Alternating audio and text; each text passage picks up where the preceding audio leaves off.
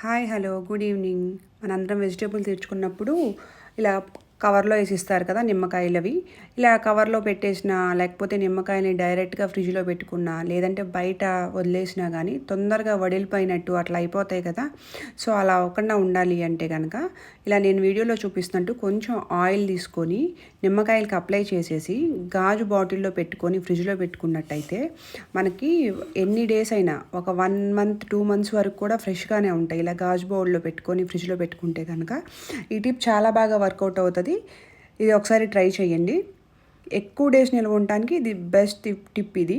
అలాగే ములక్కాయ ముక్కల్ని కూడా ఇట్లా కట్ చేసి పెట్టుకొని ఇలా గాజు బౌల్లో కనుక స్టోర్ చేసుకుంటే ఫ్రిడ్జ్లో 1 వీక్ నుండి 10 డేస్ వరకు అయితే ఈ ములక్కాయ ముక్కలు ఫ్రెష్గానే ఉన్నాయి. కార్నర్స్లో మనకు బూజు వచ్చినట్టు అవుతుంది కదా, అలా రాకుండా ఫ్రెష్గానే ఉన్నాయి 1 వీక్ 10 డేస్ వరకు.